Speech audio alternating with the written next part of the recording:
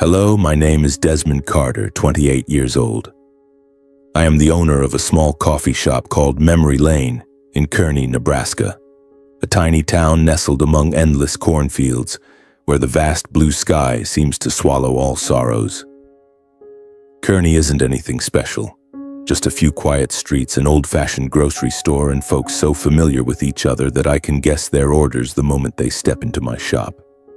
But for me, this is the place where I found myself after years of being lost within the very family I once called home. Today is a crisp autumn day, the air carrying the scent of dry leaves and a hint of Nebraska's earthy essence.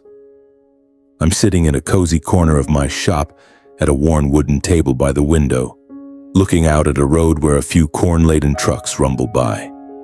In my hand is a steaming cup of black coffee, and in front of me is an old, dusty box of photos.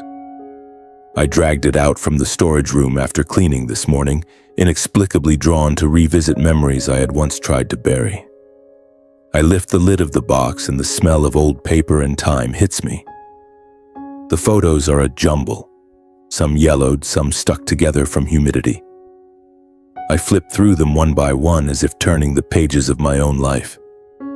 One photo shows me at 5 years old standing next to my sister Abby, both of us wearing identical red sweaters, grinning ear to ear in front of a Christmas tree.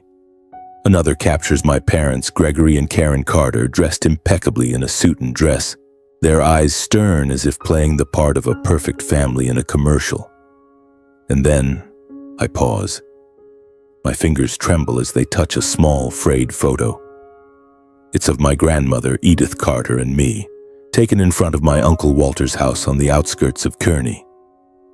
She's wearing a dark green sweater, her silver hair neatly pinned up, her cloudy eyes still sparkling with a touch of warmth. I, probably 16 or 17 at the time, stand beside her, holding her hand, my smile strained as if hiding something.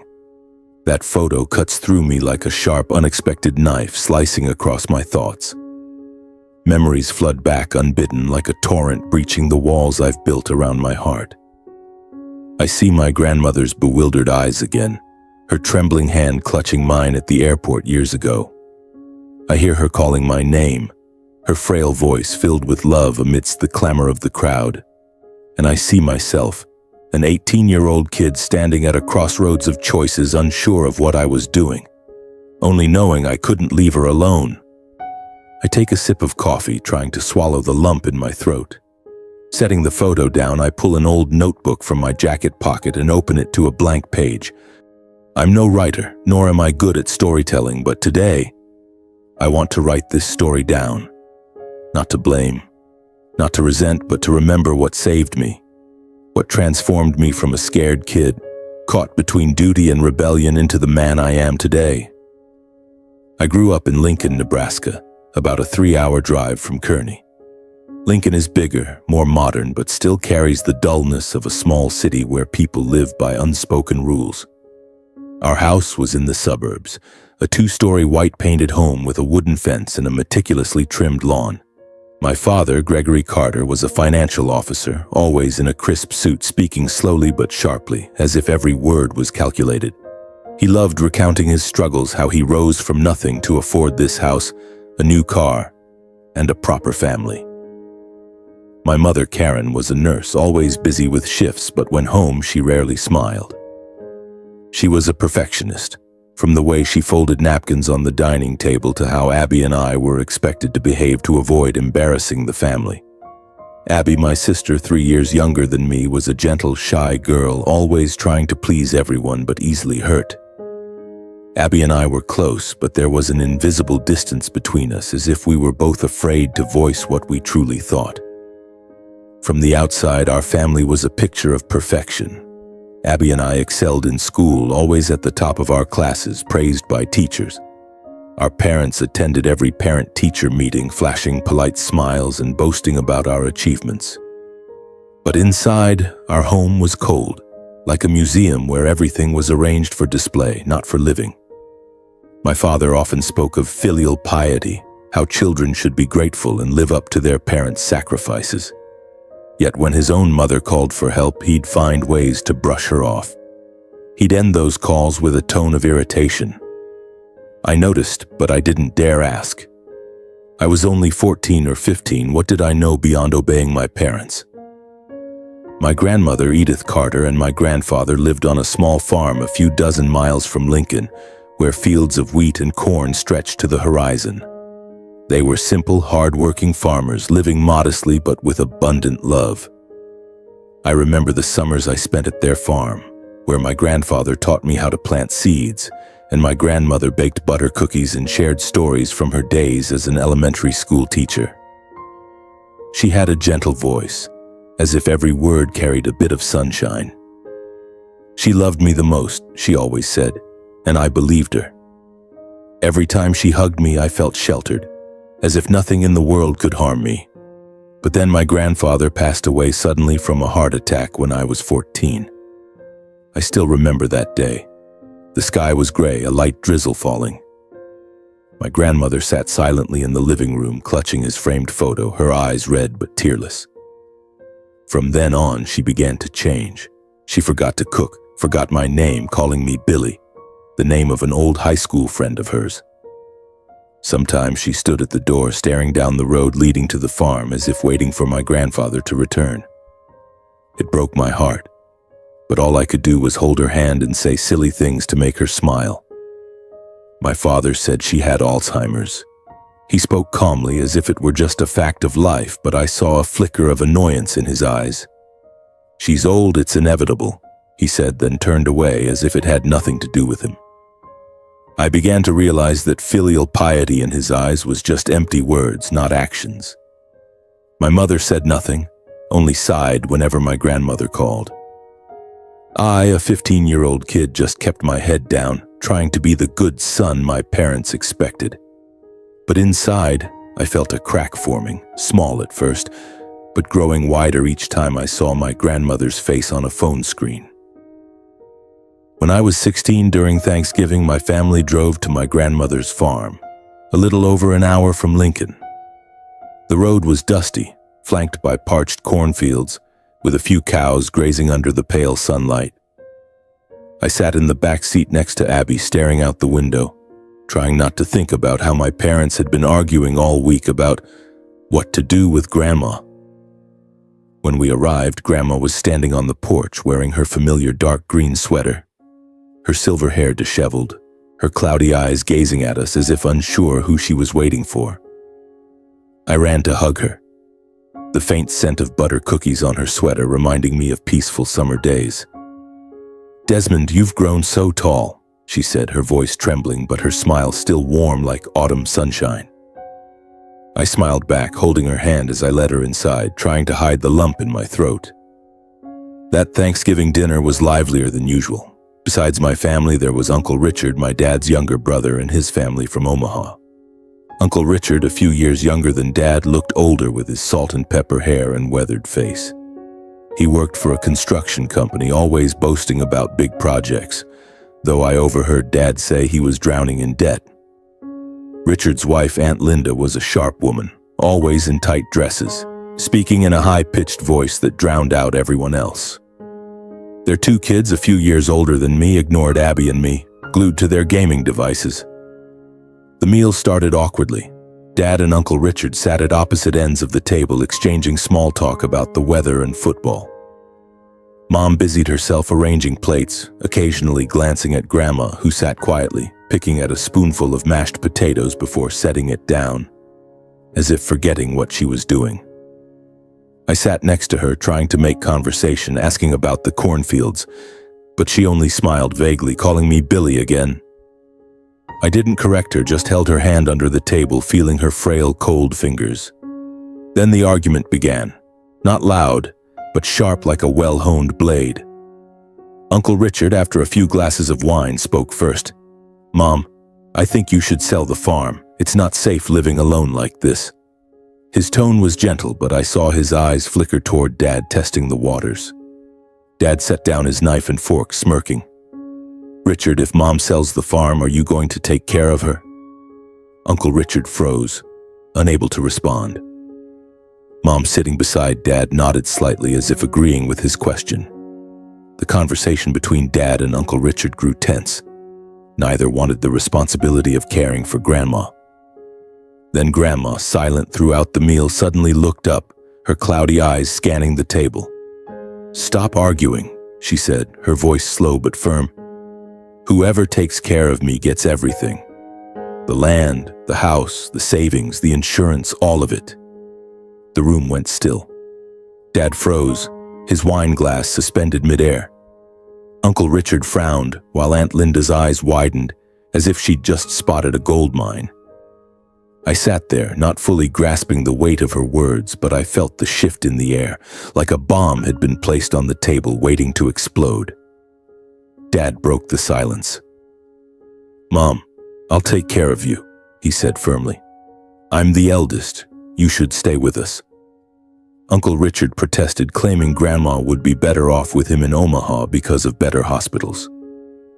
The argument flipped like a scene from a play. Just moments ago, they were dodging responsibility. Now, spurred by Grandma's words, they were vying to take her in. I gripped Grandma's hand, feeling her tremble slightly.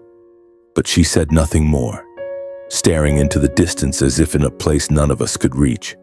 In the end, Dad won, being the eldest and with Mom being a nurse who could care for the elderly. Uncle Richard reluctantly agreed to let Dad take Grandma. A week after that Thanksgiving dinner, Grandma moved in with us in Lincoln, bringing a few suitcases of clothes, a framed photo of Grandpa, and memories that were slowly slipping away. For the first 2 years, things seemed fine. My parents treated Grandma like an honored guest. Mom took her to doctor's appointments, bought her medication, and even taped a detailed medication schedule to the fridge. Dad occasionally took her for walks in the park, bought her a new sweater, and bragged to neighbors about how filial he was. Abby and I were encouraged to talk to her, read to her, or watch her favorite old TV shows with her. I saw her smile more, though her smiles often came with a distant look as if she were trying to recall something important. But then things began to change. One evening, I overheard my parents arguing in the living room. Dad was asking Mom about Grandma's property deeds, her bank account, the savings she'd mentioned. Mom said Grandma couldn't remember, that whenever she asked, Grandma only shook her head or rambled about Grandpa. "She's not that confused," Dad snapped, his voice low but sharp. "She's hiding it, I'm sure." Mom sighed, telling him to calm down, that they'd figure it out. One day, Mom brought a psychologist to the house, a middle-aged man with thick glasses and a honeyed voice. He sat beside Grandma, asking about the farm, the deeds, the money. But she only shook her head, muttering disjointed sentences. Dad stood at the door, arms crossed, his face dark. From then on, my parents' attitude toward Grandma shifted, slowly but noticeably. Mom started complaining that Grandma dirtied the house, spilled coffee on the rug, or forgot to turn off the gas stove. Dad scolded her in front of guests, saying things like, "Mom, sit still, don't bother everyone." Grandma stayed silent, her cloudy eyes fixed on the floor as if she knew she was becoming a burden. Once I saw her sitting alone in an armchair, folding and refolding a napkin, her trembling hands searching for something to hold on to. I wanted to run to her, to hug her. But Mom pulled me back, saying, "Don't indulge her too much, you have to study." I started feeling suffocated in my own home. Abby felt it too. She'd hide in her room, writing in her diary or listening to music, trying to block out the arguments. I wanted to say something, to tell my parents to stop, but every time I tried, I remembered Dad's stern gaze, Mom's look that said I was just a kid who didn't understand. I was 17, in my final year of high school, and the pressure of college entrance exams kept me from confronting them. But every time I looked at Grandma, my heart felt like it was being squeezed. One memory still haunts me. It was a stormy night, thunder rumbling outside. I was doing homework in my room when I heard Mom shout from the living room, "She's gone, it's pouring outside." I ran downstairs to find Mom at the door, holding an umbrella but soaked through. Dad was on the phone, his voice panicked. Grandma was missing. No one knew when she'd left, only that she'd slipped out the back door without an umbrella or shoes, clutching Grandpa's framed photo. I didn't think twice. I grabbed my old bike, threw on a raincoat, and pedaled into the storm. Rain stung my face, cold and relentless, but I didn't stop. I rode through every street, knocking on neighbors' doors, but no one had seen her. My heart pounded, not just from fear, but from anger. Anger at my parents for letting it come to this, anger at myself for not acting sooner. After nearly an hour in the rain, I found her. She was huddled under an old oak tree at the end of a road, soaked to the bone, clutching Grandpa's photo to her chest. "Grandma," I called, my voice breaking. She looked up, her cloudy eyes meeting mine, and smiled. "Billy, you're back?" she whispered. I knelt beside her, hugging her, my tears mixing with the rain. At that moment, I knew I couldn't stay silent anymore. I took off my raincoat and draped it over her shoulders, though it did little to shield her from the cold seeping through her thin clothes. "Let's go home, Grandma," I said, trying to keep my voice steady, though a fire burned inside me. The ride back felt endless. I glanced at her, her silver hair plastered to her forehead, her cloudy eyes fixed on the ground as if searching for something long lost. "Are you cold, Grandma?" I asked, knowing she might not answer. She shook her head slightly, whispering, "Billy, where's he gone?" I squeezed her hand, unable to respond, knowing Billy wasn't me, and Grandpa could never return. As we reached the yard, the yellow glow from the living room spilled out, illuminating the wet wooden fence. The front door was wide open, Mom standing there, arms crossed, hair disheveled, her eyes sharp. Dad stood behind her, phone still in hand, as if he'd just finished a call. Abby was huddled by the door, her eyes red, but when she saw me, she ran out and hugged me. "Desmond, you found her!" she whispered, her voice choked. I nodded, forcing a smile to reassure her, but Mom's gaze froze me. "Edith, where did you go, making the whole house turn upside down?" Mom said, stepping toward Grandma. Her tone wasn't worried, but angry, as if Grandma were a naughty child troubling the family. Grandma stood trembling, rainwater dripping from her clothes onto the wooden floor, but Mom didn't seem to care. "Do you know how worried we were? Wandering around in this rain, what were you thinking?" Mom's voice rose, drowning out the sound of the rain outside. My blood boiled. "Mom, Grandma's freezing, let me take her to change," I said, trying to stay calm, guiding Grandma past her. But Mom blocked me, grabbing Grandma's arm, not gently. "Desmond, stop. I'm talking to her." Grandma looked up, her eyes confused, as if she didn't know where she was. "Karen, I was just looking for George," she mumbled, referring to Grandpa. Mom exhaled sharply, shaking her head. "Edith, George is gone. Have you forgotten that too? This is unbearable." I couldn't hold back. "Mom, enough." I stepped in front of Grandma. "She's soaked. She's shaking, can't you see? She didn't mean to get lost. She's sick." My heart pounded, not from fear, but from a mix of helplessness and fury. I'd never spoken to Mom like that. Never dared defy her. But seeing Grandma trembling, clutching Grandpa's photo like a treasure, I couldn't stay quiet. Dad, who'd been silent, stepped forward, his eyes like ice. "Desmond, you dare speak to your mother like that?" His voice was low but cutting. "Who do you think you are, raising your voice in this house? Do you know we've been running around because of her? Your mom had to skip her shift. I had to call the police. Do you know how much trouble this is?" He stepped closer, pointing at me, as if I were the one causing the problem. "You're just a kid. You don't understand this burden. Don't stand there preaching." I clenched my fists, nails digging into my palms. "Burden?" I repeated, my voice trembling. "She's Grandma, not a burden. If you think she's such a hassle, why did you agree to take her in? Why not let her stay at the farm where she was happy?" The words spilled out, and I knew I'd crossed a line. Mom froze, her eyes wide, then turned away as if avoiding me. Dad was different.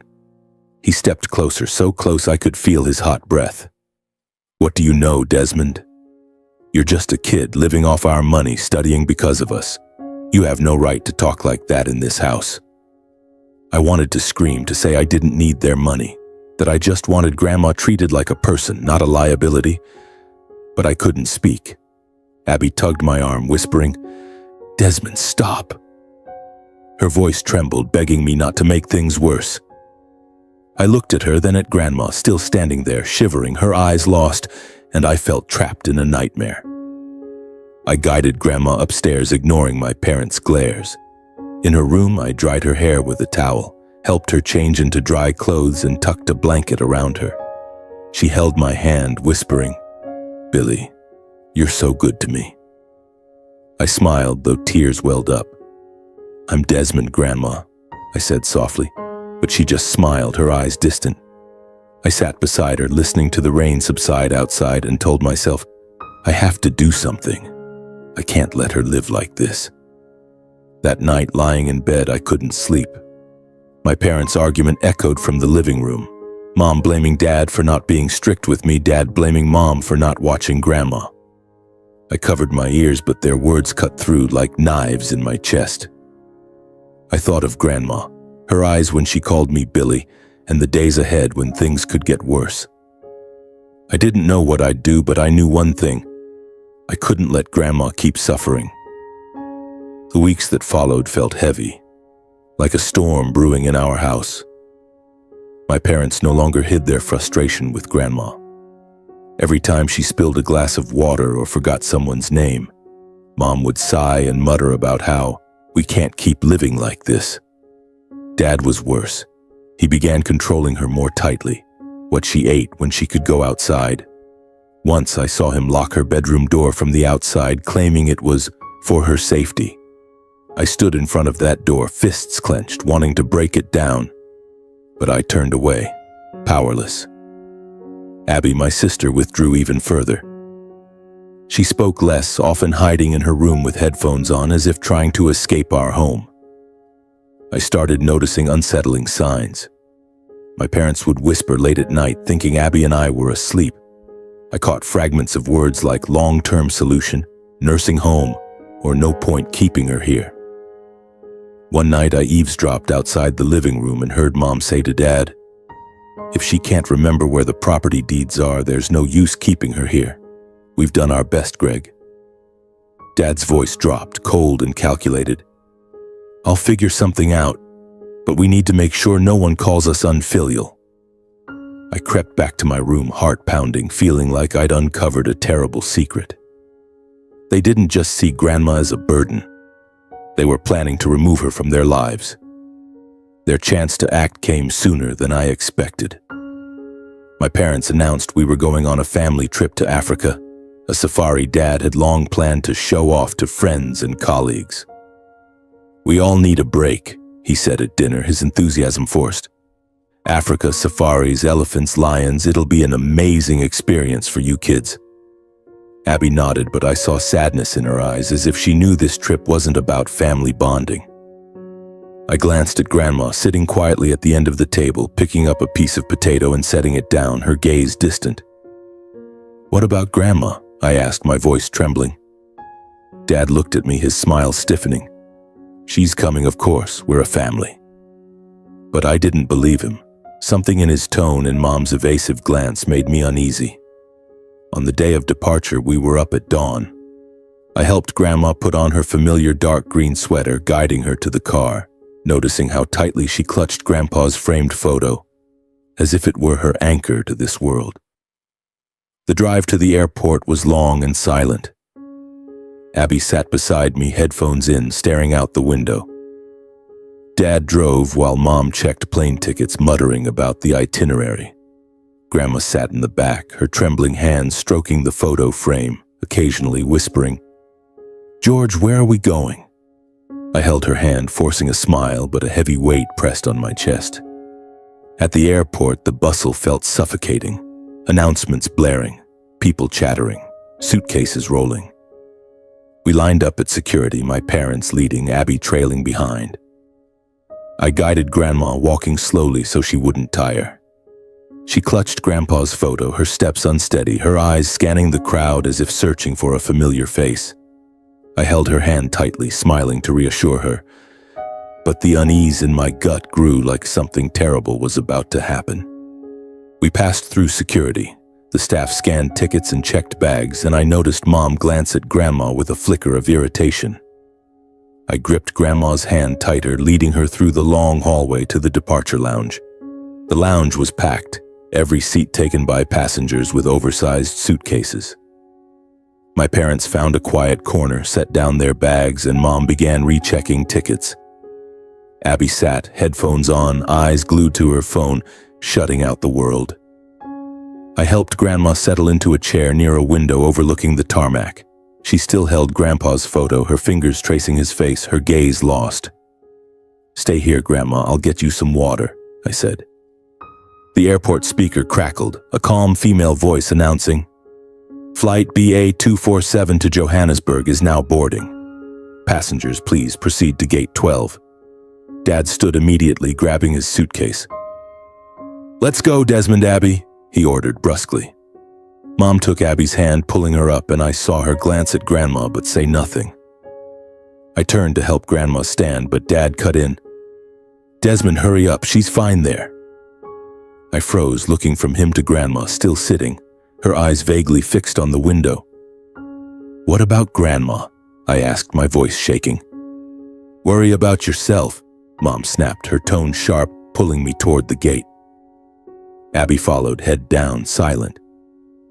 I looked back at Grandma, small and alone in the vast lounge, like a leaf in a storm. My heart clenched. What were they doing? Leaving her there? With her memory, she wouldn't know where she was or how to get home. A horrifying thought hit me. They were abandoning her. The whispers at night, the evasive glances. It all made sense now. The airport shuttle bus waited below, doors open, passengers crowding aboard. My parents and Abby climbed on quickly. Mom waved me over. "Desmond, come on!" I stopped, my feet rooted to the ground. I couldn't board that bus, couldn't leave Grandma alone in this cold airport. "I'm not going," I said firmly, though my heart raced.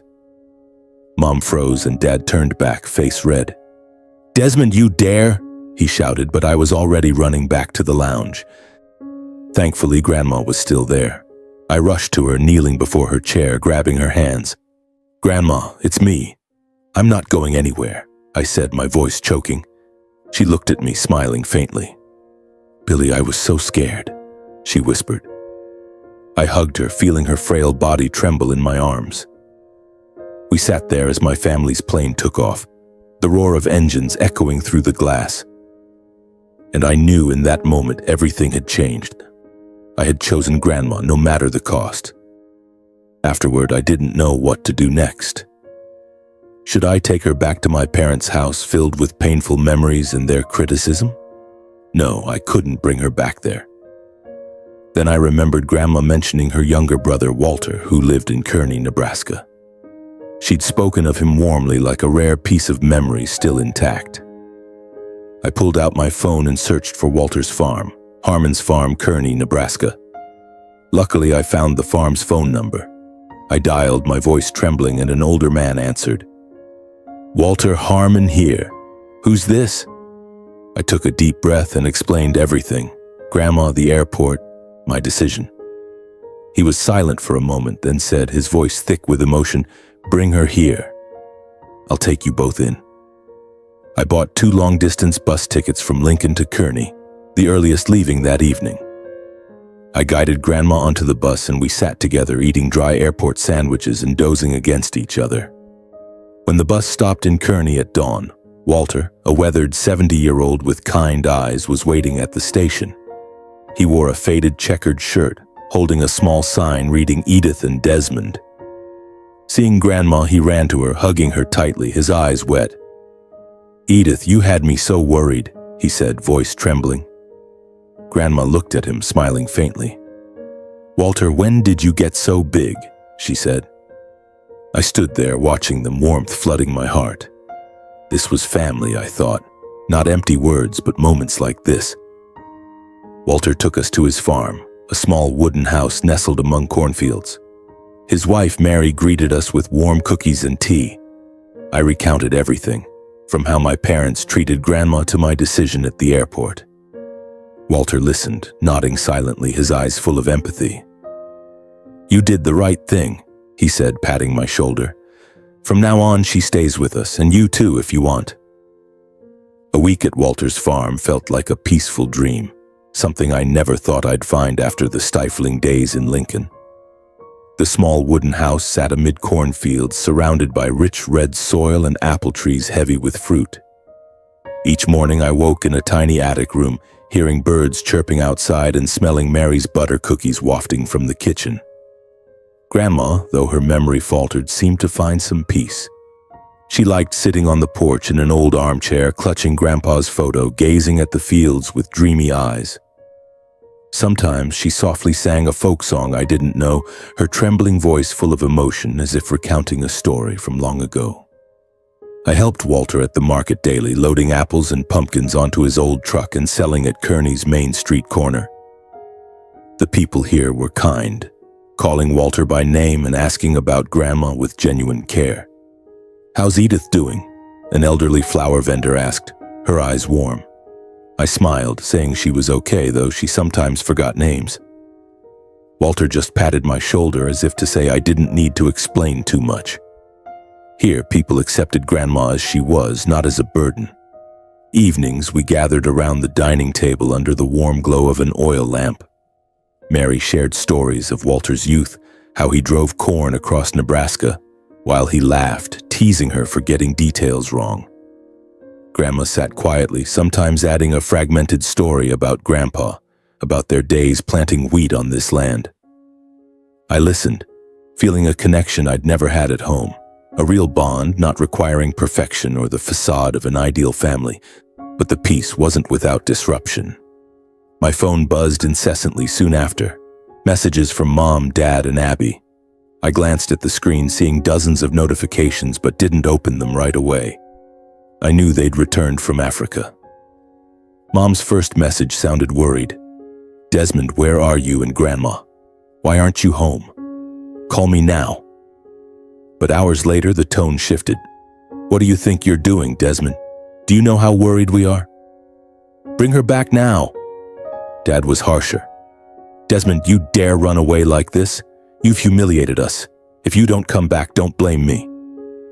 Abby's messages were fewer but cut deeper. "Mom and Dad are furious. Mom's been crying. Where are you? I'm worried about you and Grandma." I held the phone, fingers hovering over the screen, but didn't reply. Each message was a stab, reminding me of Lincoln, when I was just a kid bowing to my parents' will. But this time I wouldn't. They'd chosen to abandon Grandma, leaving her alone at the airport, not caring if she got lost forever. They'd turned her into an object, a burden, and I couldn't forgive that. I turned off my phone, stuffed it in my pocket, and went to help Mary with the dishes. "You okay, Desmond?" she asked, her kind eyes on me. I nodded, forcing a smile. "I'm fine, Mary, I just need time."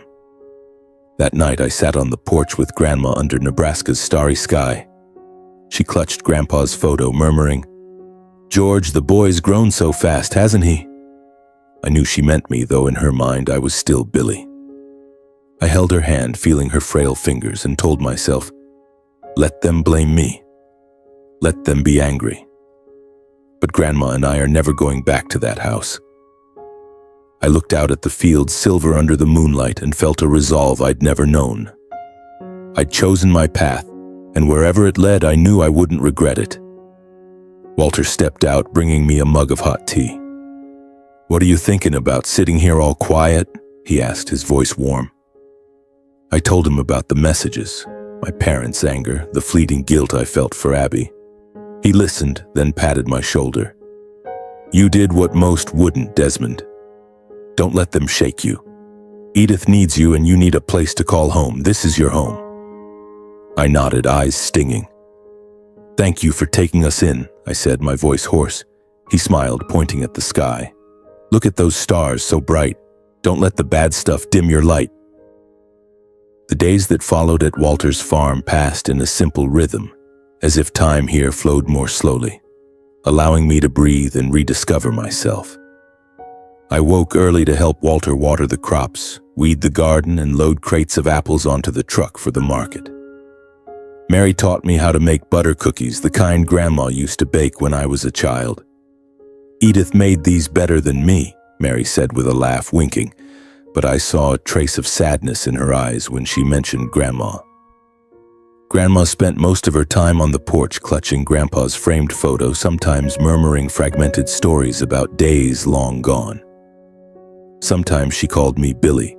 Other times she got my name right, Desmond. And each time she did, it warmed my heart. Despite the peace here, I couldn't fully shake a lingering unease. My phone buzzed daily with increasingly harsh messages from my parents. "Desmond, you can't just run away like this. What are you doing with Grandma? Bring her back now." Mom wrote, her tone a mix of anger and panic. Dad was colder. "You think you can make decisions on your own? You're tearing this family apart." Abby's messages were fewer but cut deeper. "I miss you. Mom and Dad keep fighting. I don't know what to do." I read them but didn't reply. I didn't know what to say when every word from them reminded me of that moment at the airport, when they left Grandma alone in a sea of strangers. One afternoon, while I was helping Walter fix a wooden fence, he called me into the shed. "Desmond, come here a moment," he said, his voice low but serious. I wiped the sweat from my brow and followed him into the shed, filled with the scent of old wood and hay. He rummaged in a corner and pulled out a rusty metal box. Opening it, he handed me a thick, yellowed envelope. "This," he said, "is from Edith. She asked me to keep it after George passed." My hands trembled as I took the envelope. Inside were property deeds for the farm, a savings book with numbers that stunned me, and a life insurance policy in Grandma's name. I looked at Walter, confused. "Grandma gave this to you?" I asked. He nodded, sitting on a wooden crate, his eyes distant. "She knew her memory wouldn't last. After George died, she gave it all to me, saying I'd know who to give it to when the time came. I think that time is now." I didn't know what to say. The envelope felt heavy, not just from the papers, but from their significance. Grandma, despite her fading memory, had planned for the future. For me, long ago. I thought of my parents, their questions about her papers, how their attitudes shifted when they realized she couldn't remember. They'd seen her as a burden, but she, in her haze, still thought of others. "Walter, you keep it," I said, pushing the envelope back. "I don't need it," but he shook his head, smiling faintly. "Desmond, your grandma wanted you to have it, not for the money, but because she trusts you." That night I lay in bed with the envelope on the bedside table, but I didn't open it again. I thought of Grandma, of the days ahead, and vowed to care for her. Not for the papers or money, but because she was family, the only true family I felt connected to. I wanted her to live her final days in peace, not in blame or abandonment. A few days later, Grandma was unusually lucid. She called me to her room, her voice clear for once. "Desmond, sit with me," she said, pointing to the chair by her bed. I sat, holding her hand, feeling her frail but warm fingers. "I don't remember everything," she said, her eyes clearer than usual. "But I know you're a good person. You didn't abandon me." I smiled, fighting back tears. "I'll never abandon you," I said, my voice hoarse. She nodded and told me to call someone. "Lawyer Thompson in town," she said, her voice slow but firm. "I want to see him." Surprised, I complied. Mr. Thompson, an elderly man with white hair and round glasses, arrived that afternoon.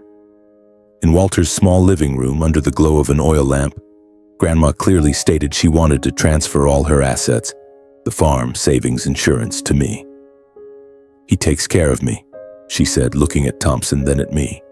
"I want him to have it all." I was stunned, wanting to protest, but Walter placed a hand on my shoulder, shaking his head gently, signaling this was her wish. Thompson took careful notes, prepared the paperwork, and promised to finalize everything in a few days. As he left, Grandma held my hand, whispering, "I don't have much time left, Desmond. But I'm at peace because of you." I hugged her, tears streaming down my face. In that moment, I knew this wasn't just about assets.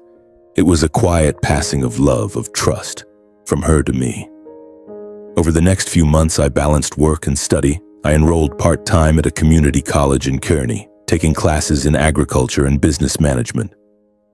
During the day, I helped Walter at the market selling apples and pumpkins, learning to keep accounts. At night, I cared for Grandma. I changed her diapers when she could no longer manage, read her old books she'd once read to me as a child.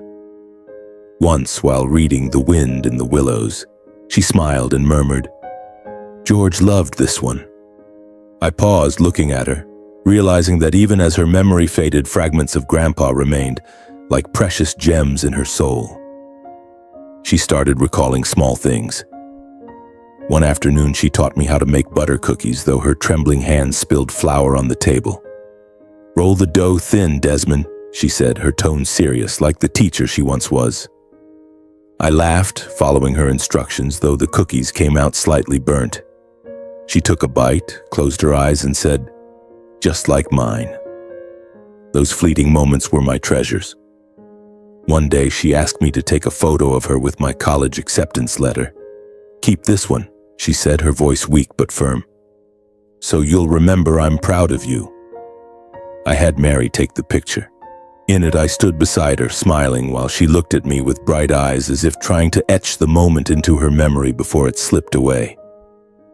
But Grandma's health was fading. She slept more, spoke less, and her lucid moments grew rare. I knew her time was short, but I didn't want to dwell on it. I just wanted to be with her, care for her, and hold on to the fragments of memory she had left. 2 years passed, and I continued my studies at the community college, balancing agriculture assignments with long days helping Walter at the market. But my heart was always with Grandma. Every morning I checked to see if she'd slept well, if she needed her diaper changed or her medication on time. Grandma rarely spoke anymore. She sat in her wheelchair, her cloudy eyes gazing out at the cornfields as if searching for Grandpa in the breeze rustling through. Once I wheeled her out to the yard to feel the warm spring sunshine. She held my hand, saying nothing, but her gentle squeeze told me she knew I was there. Those small moments were my strength to carry on. I stopped caring about the messages from my parents. Their blame and threats now felt like a passing breeze. Abby still texted, though less often, with short questions. "Are you okay? How's Grandma?" I replied briefly, knowing she was caught between our parents and me. My graduation day arrived, a milestone I never thought I'd reach back in Lincoln. I stood before the mirror in my attic room wearing my cap and gown, feeling both proud and hollow. I'd done it, graduated community college with decent grades, enough to dream of a stable future, perhaps managing the farm or starting a small business. But the joy wasn't complete, knowing Grandma's time was short. That day, I wheeled Grandma to the campus where the ceremony took place under Nebraska's radiant sun. She wore her familiar dark green sweater, her cloudy eyes softening with a faint smile as she saw me in my gown. "Desmond," she whispered, her voice barely audible. I knelt, holding her hand. "Grandma, I did it," I said, keeping my voice steady. She nodded, her smile widening as if she understood, if only for a moment. I asked a nearby student to take a photo of us. In it, I stood behind her wheelchair, hands on her shoulders, smiling, while she looked at the camera, her eyes briefly bright, as if trying to hold on to the moment. I kept that photo in my wallet, a reminder that she was with me, even in her silence. The ceremony passed quickly. Applause, laughter, caps tossed into the air. Walter and Mary were there, hugging me, saying Grandpa and Grandma would be proud. But as I looked at Grandma, small and fragile, I just wanted to take her home to rest. A week later, Grandma passed away. It was a quiet morning, with early sunlight filtering through the window, illuminating her face. I went to check on her as usual, but when I touched her hand, I knew. She lay in bed, eyes closed, her face peaceful, as if she'd found Grandpa in her final dream. Grandpa's framed photo was still beside her, clutched tightly even in her last moments. I sat down, held her hand, and cried. Not loud sobs, but silent tears, streaming like a river carrying both joy and pain. I'd kept my promise. She was never alone. I called Walter and Mary. They entered quietly, standing by the bed, eyes red. "She went peacefully," Mary said, her voice choked. Walter placed a hand on my shoulder, saying nothing, but his touch told me he understood. We held Grandma's funeral at the farm, a simple ceremony with just me, Walter, Mary, and a few Kearney neighbors. I didn't invite my parents, not out of anger, but because they didn't belong here in Grandma's story. Abby sent a bouquet of white daisies with a note. "Desmond, I'm sorry. I hope Grandma rests in peace." I placed the flowers on her grave but didn't reply. I wasn't ready. The funeral took place under the old oak tree where Grandma used to sit and watch the fields. I stood by her small grave thinking of what she'd taught me. Not through words, but through how she lived, loved, and persevered despite her fading memory. I vowed to live in a way that honored her, worthy of the trust she'd placed in me. The days following the funeral felt like standing on the edge of two worlds. On one side was Kearney, where I'd found peace with Walter, Mary, and memories of Grandma. On the other was Lincoln, where I grew up, where my family, my parents, and Abby still lived, but now felt more distant than ever. I knew I had to return to Lincoln, not to reconcile, but to confront, to look my parents in the eye and understand what they felt when they learned Grandma had passed, when they realized I'd chosen her over them. I prepared for the trip like gearing up for a battle. I packed a few clothes, checked the photo of me and Grandma from graduation day, and tucked it carefully into my wallet. Walter saw me off at the bus station, his kind eyes tinged with worry. "You don't have to do this, Desmond," he said, placing a hand on my shoulder. "But if you've made up your mind, stay strong like you always have. And remember, Kearney is always your home." I nodded, hugged him, and boarded the bus, feeling like I was stepping into a storm I wasn't sure I could weather. The 3-hour bus ride from Kearney to Lincoln felt like a lifetime. I stared out the window at the sprawling cornfields, dusty roads, and scattered houses. Each sight reminded me of Grandma, her sitting on the porch singing old songs or holding my hand calling me Billy with a dreamy smile. I wondered if my parents had ever truly loved her, or if it was all a performance to save face. When I stepped into the old house in Lincoln, everything seemed smaller than I remembered. The 2-story white house with its wooden fence and neatly trimmed lawn still stood, but it no longer felt like home. My parents sat in the living room looking worn and older than I expected. Dad, Gregory Carter, once a towering man with a sharp gaze, now appeared tired, his shoulders slightly hunched, hair streaked with gray. Mom, Karen, no longer maintained her usual perfectionism. Her hair was disheveled, her eyes red as if she'd been crying for days. Abby was away at college in another city, not home that day. When I walked in, my parents looked at me, but neither spoke immediately. The air was heavy, as if the room were waiting for something to erupt. Finally, Mom broke the silence. "Desmond," she said, standing as if to hug me, but stopping short, her arms falling limp. Where have you been? Where's Grandma?" I looked at her, not angry or sad, just exhausted. "Grandma passed away 2 weeks ago," I said, my voice flat, as if speaking of a stranger. "She died in Kearney, where she was loved." Mom collapsed into a chair, covering her face, her shoulders shaking. "I didn't want this," she mumbled, her voice choked. I thought it was for the best." Dad sat silently, his gaze fixed on the floor, hands gripping the chair. I looked at him, waiting for an explanation, an apology, anything. But he said nothing, only sighed as if words were pointless. I told them everything about the bus ride, Walter's farm, Grandma's final days. I described how she smiled on my graduation day, how she held my hand, calling me a good person. I didn't accuse or raise my voice, just recounted, but each word felt like a blade, not to hurt them, but to make clear what they'd done. When I finished, Mom sobbed, muttering incoherent apologies. "I'm sorry. I didn't think it would come to this." Dad interrupted, his voice hoarse. "Enough, Karen." He looked up at me, and for the first time in my life I saw his eyes glisten.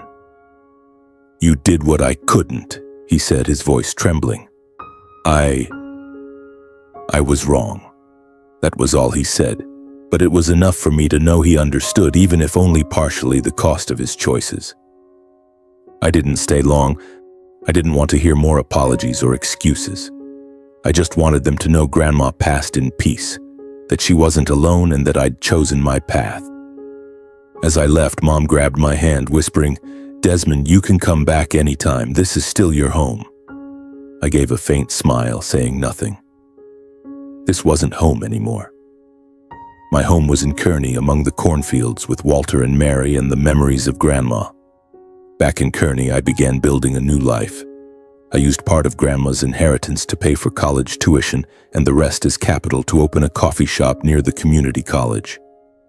I named it Memory Lane, a way to keep Grandma close. The shop wasn't big, just a few wooden tables, a small counter, and walls decorated with old photos. Grandma standing in front of the farm, us together on graduation day, Walter grinning beside his apple-laden truck. Each time I looked at those photos, I felt her presence, smiling at me. The coffee shop quickly became a favorite for students and locals. They loved the smell of roasted coffee, the butter cookies I learned from Mary, and hearing me talk about Grandma. Though I only shared the happy parts, like how she taught me to bake or sang folk songs. I didn't mention the airport or the days in Lincoln. That story was mine alone, and I wasn't ready to share it. Every weekend I visited the local nursing home, bringing old books Grandma used to read. I sat with the elderly, reading to them, sharing stories about her, Grandpa, and summer days at the farm. They listened, sometimes laughed, sometimes held my hand, as if sensing the love in those stories. Once an elderly woman there said, "You're like my mother, always caring for others." I smiled, though my heart ached. I didn't know if I was like Grandma, but I knew I wanted to live in a way that honored her. One day Abby called. Her voice was soft, hesitant. "Desmond, I'm sorry," she said. "I wasn't brave like you. I was scared of upsetting Mom and Dad, scared of doing the wrong thing." I listened, feeling more pity than blame. Abby was still young, trapped in the invisible cage our parents built. "It's okay, Abby," I said. "You'll find your own way. Take your time." She cried over the phone, and I promised we'd meet, but not in Lincoln, in Kearney, when she was ready. My story ends here, but it's not a sad ending. I learned that family isn't just blood. It's the people who stand by you when the world turns its back. Grandma taught me that, not through words, but through how she lived, how she loved me even as her memory faded. I opened Memory Lane not just to make a living, but to keep those memories alive. Every time I read to an elderly person, every time I look out at the cornfields, I know Grandma is still there in my heart, guiding me. If you ask me if I have regrets, I'll say no. I chose her and she chose me. That's the most precious gift I have, and I'll carry it with me forever. Thank you for listening to my story. I wish you good health and hope you'll spend more time with those you love.